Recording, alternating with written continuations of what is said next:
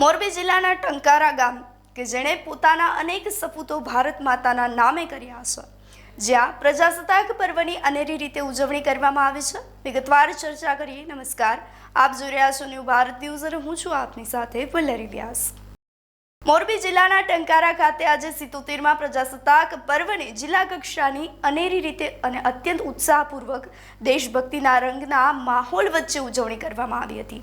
આર્ય સમાજના પ્રણેતા મહર્ષિ દયાનંદ સરસ્વતીની આ પવિત્ર જન્મભૂમિ આજે રાષ્ટ્રવાદના રંગે રંગાઈ હતી। કાર્યક્રમના મુખ્ય અતિથિ તરીકે મોરબી જિલ્લાના કલેક્ટર કે.બી. ઝવેરીએ ધ્વજવંદન કરી તિરંગાને સલામી આપી હતી।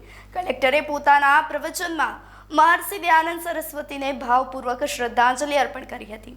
દેશની સ્વતંત્રતા તેમજ બંધારણની ગરિમા જાળવવા માટે ઉપસ્થિત જનમેદનીની અપીલ કરવામાં આવી હતી કે તેમણે સરહદ પર તૈનાત સૈનિકો અને જવાનોની શહાદતને યાદ કરી અને નમન કર્યા હતા। તો રાષ્ટ્રીય એકતા જાળવી રાખવા માટે મહત્વનો સંદેશ પાઠવવામાં આવ્યો હતો। આ પ્રસંગે પોલીસ જવાનો દ્વારા ભવ્ય પરેડ અને વિવિધ શાળાઓના વિદ્યાર્થીઓ દ્વારા સાંસ્કૃતિક કાર્યક્રમ રજૂ કરવામાં આવ્યા હતા। ટંકારાની આ ધરતી પર લહેરાતા તિરંગાની છાયામાં સમગ્ર વાતાવરણ ગૌરવપૂર્ણ બની ગયું હતું। ઉજવણીમાં જિલ્લાના વહીવટી અધિકારીઓ, પદાધિકારીઓ અને મોટી સંખ્યામાં નાગરિકોએ પણ હાજર રહી અને રાષ્ટ્રપ્રેમ વ્યક્ત કર્યો હતો।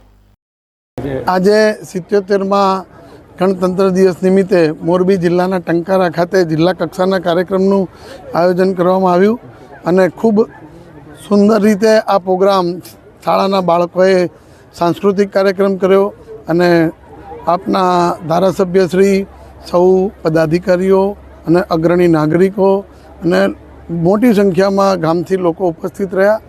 આજે રાજ્ય સરકાર તરફથી ટંકારાને 25 લાખ રૂપિયાની ગ્રાન્ટ પણ ખાસ કિસ્સામાં ફાળવવામાં આવી અને રાષ્ટ્રીય પર્વની આ ઉજવણી ધામધૂમથી ટંકારા ખાતે ઉજવણી કરવામાં આવી। જિલ્લાના લોકોને મારે 2-3 સંદેશ આપવા છે કે આપ જ્યારે હું આપને પહેલાં તો શુભેચ્છા મેં પાઠવી જ દીધી છે, પણ આપ જ્યારે કોઈ પણ 2 વ્હીલર લઈને નીકળો તો હેલ્મેટ અવશ્ય પહેરો। કારખાનાના માલિકો આપની ફેક્ટરીમાં સેફટીના પૂરતા સાધનો રાખો અને સરકારની તમામ સ્કીમો માટે અમને સહકાર આપો તો અમે માનવ સૂચકાંકમાં શિક્ષણ, આરોગ્ય, ખેતીવાડી અને આંગણવાડીમાં સારું કામ કરી શકીએ।